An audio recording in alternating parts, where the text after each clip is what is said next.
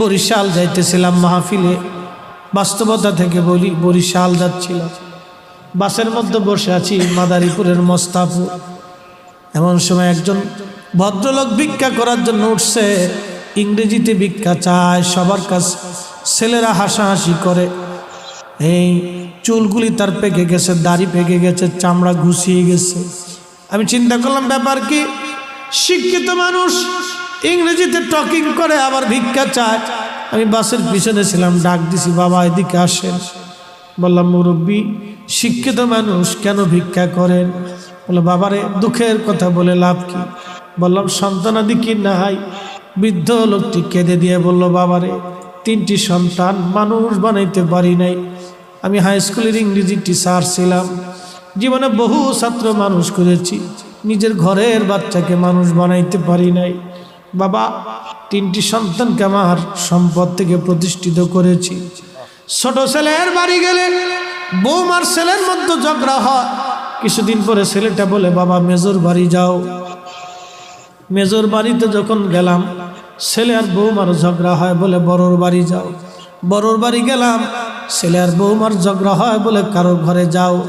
ঘরের দুয়ার পরিবর্তন করতে করতে বৃদ্ধকালে বুড়া আর বুড়ি দুইজন ক্লান্ত হয়ে গেছি। বাবা ভিক্ষার জন্য বের হয়েছি, মন যদি বলে আমাকে 2টি টাকা ভিক্ষা দিতে পারো। দেশে বহু পাগলি দেখবেন, পাগলি, অনেক পাগলিদের বাচ্চা থাকে।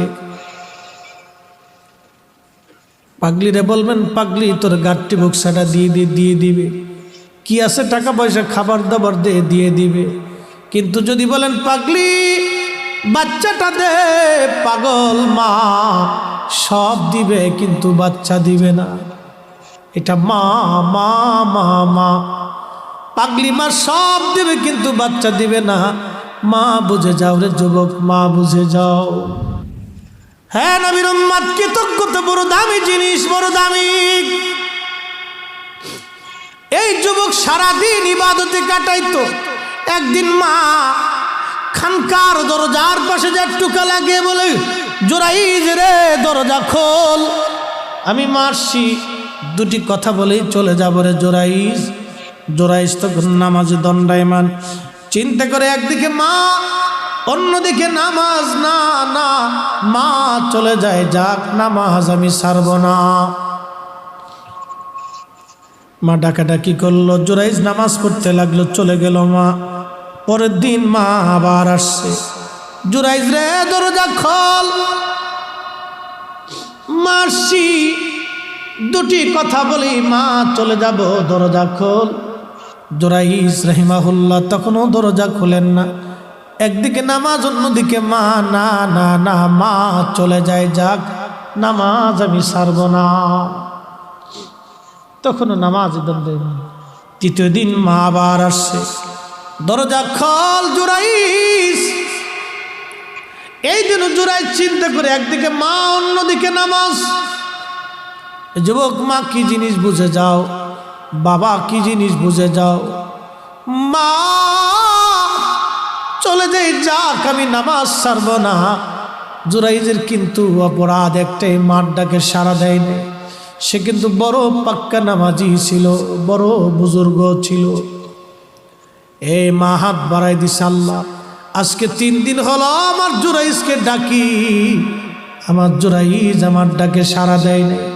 আল্লাহ আমার জোরাইজকে দুনিয়ায় কোনো জেনাকারিনী মহিলার অপবাদ না দিয়ে, অপদস্থ না করাইয়া, যত বড়ই অলি হোক না কেন তোমার অপমান না করাইয়া কবরে তুমি ডাক দিও না গো আল্লাহ। হাই হাই হাই। নবীজি বলেন, সাহাবীরা রে জোরাইজের বিরুদ্ধে মায়ের বদদুয়ার সাথে সাথে আসমান জগতে কবুল হয়ে গেল। যুবকদেরকে বলি, মা যদি অন্ধ হয়, ল্যাংড়া হয়, বোবা হয়, কানা হয়, অর্ধ পাগল হয়, মূর্খ হয়, অশিক্ষিত হয়, মালিকের আসমানে দোয়া করতে দেরি হবে রে, দোয়াগুলি কবুল হতে দেরি হবে না।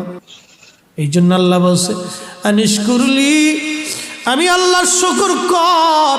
ওয়ালি ওয়ালি দাইক, বাবা মার শুকর করো। নবীজি বলেন, মা দোয়া করতে দেরি হয়েছে, বদদোয়া আসমানে কবুল হতে দেরি হয় নাই। জোরাইজ জানতো না অবস্থা কি হবে। ও বুজুর্গ নামাজি রত হয়ে গেল, মা চলে গেল, বহুদিন পরে বিপর্যয় ঘটে গেল। ওই জুরাইদের খানকার পাশে এক যুবক রাত্রিবেলা ঘুমাইতো, ও ছিল রাখাল। ওই যুবকের সঙ্গে এলাকার একটা মেয়ের অবৈধ সম্পর্ক হয়ে তারা জেনা করলো। জেনার কারণে ওই নারী তার গর্ভে বাচ্চা কনসেপ্ট হলো। বাচ্চা আসার পরে এলাকার মানুষ জানাজানি হলো, অমুকের মেয়ে অমুক, বিয়ে হয় নাই কিন্তু পেটে বাচ্চা এসে গেছে। লোকেরা ডাক দিছে, নারী এই সর্বনাশের কাজ কে করলো তোমার? মহিলাটা ডেকে বলতেছে, কি জবাব দিবে? সে গোপনে রাখালের কাছে এসে বলল, রাখাল, তোমার কারণে আজকে আমি অন্তঃসত্ত্বা হয়ে পড়েছি, সর্বনাশ হয়েছে।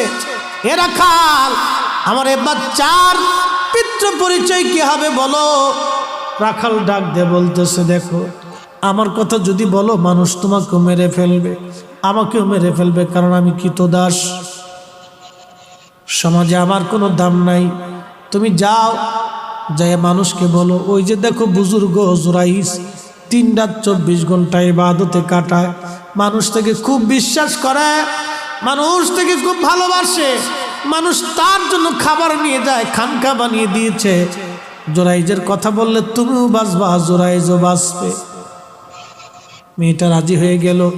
সমাজকে বলল, আপনারা যাকে অনেক বড় বুজুর্গ মনে করেন, এই জুরাইজ আমার সর্বনাশ করেছে, তার খানেকার ভিতরে নিয়ে আমার সঙ্গে জেনা করেছে, এই জেনার কারণে আমার গর্ভে বাচ্চা এসে গেছে। যুবকরা লাঠি নিয়ে জুরাইজের খানেকা আক্রমণ করলো, মারতে লাগলো, আগুন দিয়ে পুড়িয়ে দিল।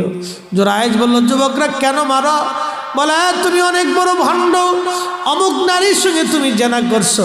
জুরাইজ বলে, আল্লাহর কসম করে বলি, জীবনে কোনো দিন আমি তাকে দেখি নাই, জেনা তো দূরের কথা, কথা তো সত্য, কিন্তু মহিলা তো বলে ফেলছে।